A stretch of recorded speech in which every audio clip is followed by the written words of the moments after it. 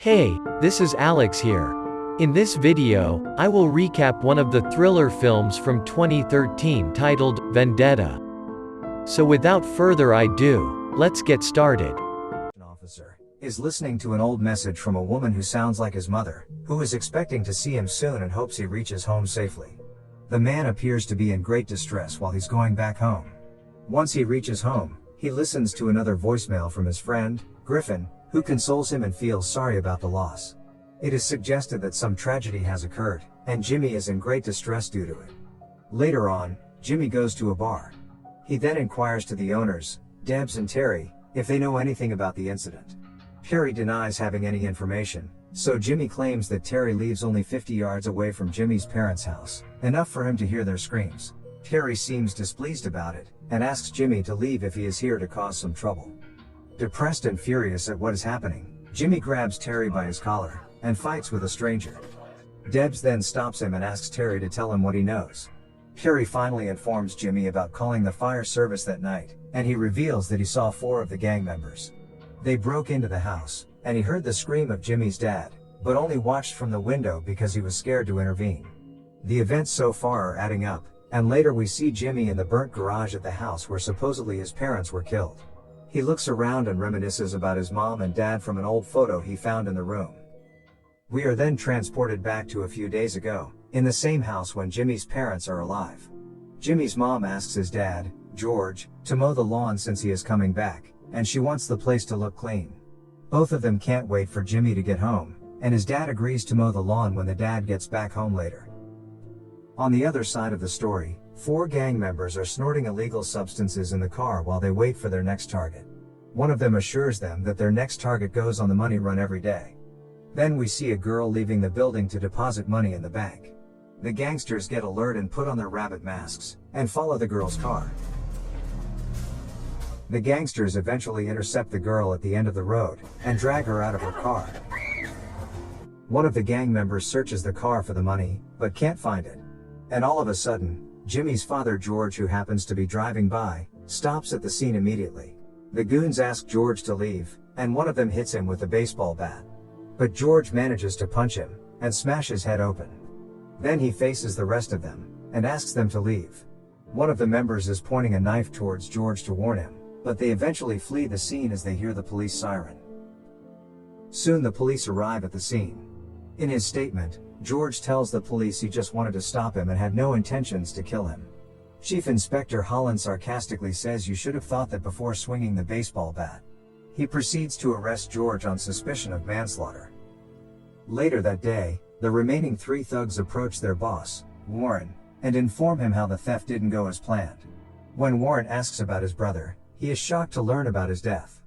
Enraged by his brother's loss, Warren orders the gangsters not to return here until George dies. When George returns home after getting bail, the thugs, including Warren, follow him to the house and knock at his door. 2 guys get around the front door and knock, while the other 2 get around the back of the house. One of them then says that he's going to assault the mother. George is being held against a wall with a knife on his mouth, and the same goon who pointed his knife at him tells him that he shouldn't have acted as a hero that day. The gangsters then tie the couple to the chair in the garage, and pour petrol all over them. As the couple whimper, Warren lights the room and burns them alive.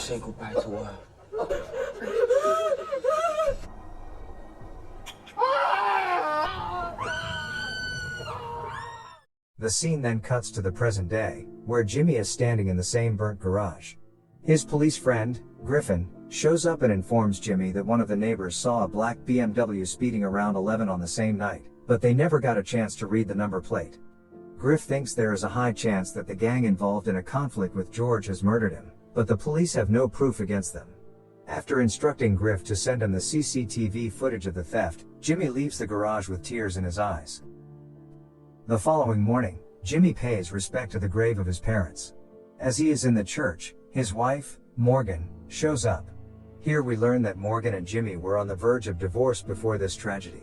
Morgan says that he missed the funeral despite her mailing him 5 times. But after realizing that Jimmy is going through a rough patch, she consoles him that he doesn't have to be alone, and he could stop by her flat sometime. The following day, Griff arranges a meeting with Jimmy, and tells him that the black BMW belongs to Warren, who according to the investigation is the brother of Warren, accidentally killed by George that day. He then provides Jimmy with the CCTV footage of that robbery. At night, when Warren leaves the gym, someone bumps into his car from behind.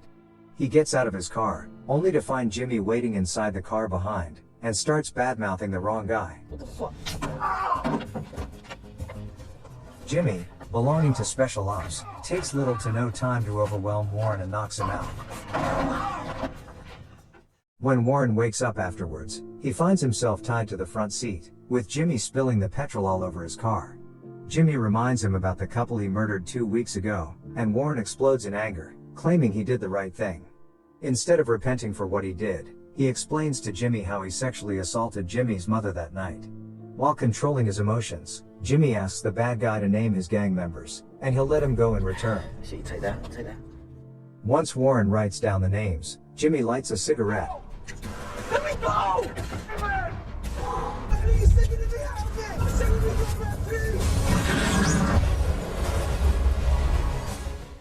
Later, he heads his way to Morgan's place, but is unable to talk long due to a stab wound. When he gets up, Morgan realizes something is wrong with him. Seeing the blood on his shirt, the woman takes him inside, where she stitches the wounds. Although the couple was about to get a divorce, the incident brought them closer to each other, resulting in Jimmy spending the night at Morgan's place. On the following day, Warren's death has made the headlines, but everyone knows about his drug-dealing profession and criminal background. When one of the thugs, Rob, learns about the accident, he and Leon dash towards Warren's business partner, Caleb, who they think might have killed Warren due to their conflict on percentages. The duo knocks at his door and confronts him. But Caleb doesn't know what they are talking about. After being saved by his girlfriend, Caleb denies the allegations and threatens Rob and Leon not to return to his block again. At night, Griff visits Jimmy and advises him not to punish the criminals alone. But unlike Griff, Jimmy thinks that the corrupted system in society will never stop these gangsters who are affecting almost every family in town. They only take the statement and process it, while the culprits laugh at them and spit in their faces. Griff is at the crime scene afterwards, where a man gets murdered during an armed robbery. Here Griff finally realizes the flaws in the police department, when Chief Inspector Holland neglects the armed robbery and the victims, by blatantly saying that the shopkeeper shouldn't have retaliated. When Griff gets emotional and says that the man was protecting his livelihood, Holland instructs him to take a chill pill.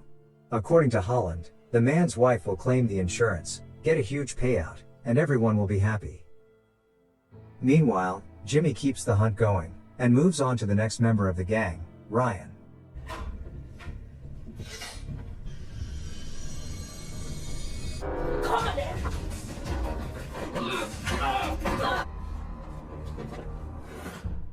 He takes him to an abandoned place, ties him to a chair, and puts a mouth clamp on his face. Knowing all kinds of tortures any special ops investigator would do, the pursuit of vengeance takes over Jimmy. He pours cement into Ryan's mouth, making him swallow and suffocate to death. The following day, the police find Ryan's body hardened from the top to the stomach due to the cement. DCI Holland shows strong interest, and believes this is the case that can give him a decent promotion. Following that, Terry the bar owner shows Holland CCTV footage of his bar, where they can see Jimmy is taking a passed out guy in the back of his car. Although Debs advises him not to reveal the video, Terry doesn't want his pub to burn down like George's house. The police question Morgan about Jimmy, and she lies as Jimmy hides in her apartment. Later, Jimmy is in the mart, where two policemen start to follow him. Just as they are about to arrest him, a car stops suddenly.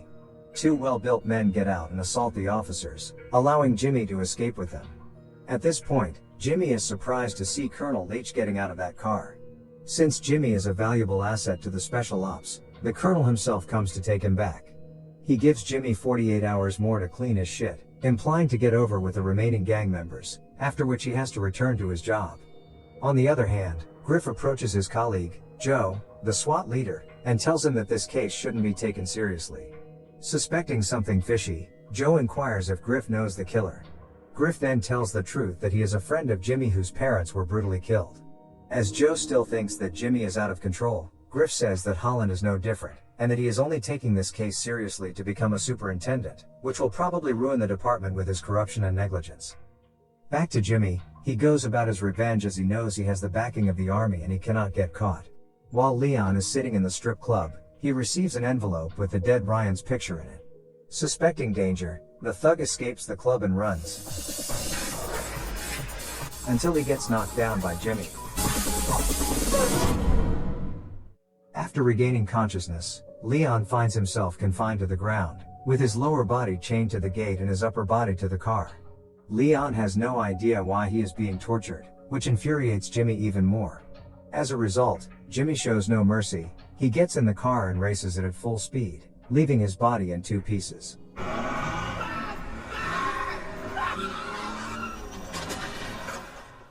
On the next day, Colonel Leach runs into DCI Holland in a restaurant. He asks Holland to hand him everything the police got on Jimmy, and states that Jimmy belongs to the army and not him.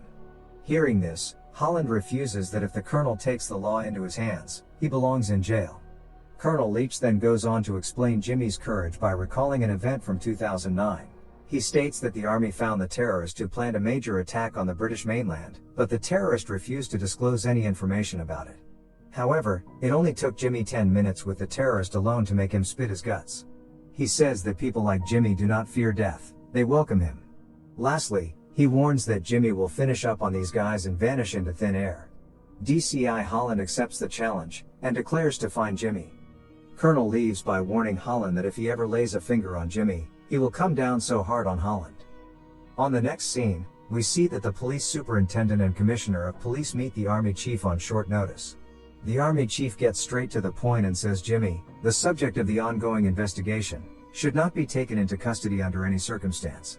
Without revealing much about Jimmy, the officials tell the superintendents how Jimmy is crucial for Britain's top secret agencies.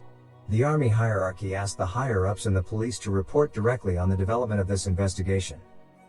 Later that night, the last remaining member of the gang, Rob, who was part of the group that killed Jimmy's parents, is being taken outside some drug dealer.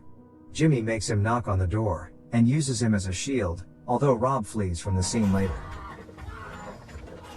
He kills all the remaining drug dealers of the gang, except for Caleb, Warren's business partner.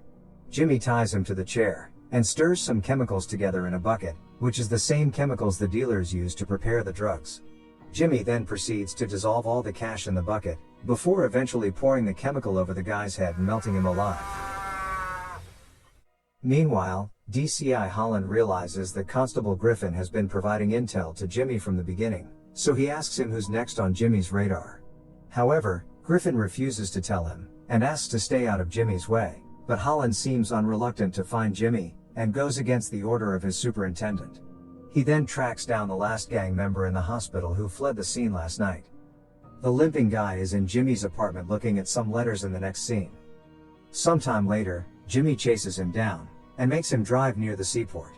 He makes the guy sit down on his knees with his hands tied, and takes out a syringe, claiming that this is the most dangerous aerosol spray that will burn someone inside. Rob then spits on Jimmy, and asks him to look at the trunk of his car. To his surprise, it turns out that Rob has killed Morgan before Jimmy can kill him. In utter disbelief and exhaustion, Jimmy empties his gun's magazine into Rob, right as a SWAT team escorted by Holland arrive on the scene. Griff arrives too, and confronts Holland about letting Rob go from the hospital, and letting him kill Jimmy's wife. Holland says he let him go so the guy could lead him to Jimmy, but he did not know he would kill his wife. Seeing Holland's reality, the SWAT captain, Joe, asks his squad to stand down, which leaves Holland stunned. The suspects fled the scene on foot. They let a broken Jimmy walks off the scene, while Holland tries to stop him alone. And before leaving the place, Jimmy punches Holland in the face, causing him to stop finally. The movie ends in an alley where a random girl is putting down trash. Two strangers obstruct and grab hold of her as she screams for help. On the other end of the alley, Jimmy appears. The thugs confront Jimmy and ask him to leave, and the screen goes dark with an evil smile of Jimmy. Please hit the subscribe button so you never miss an update.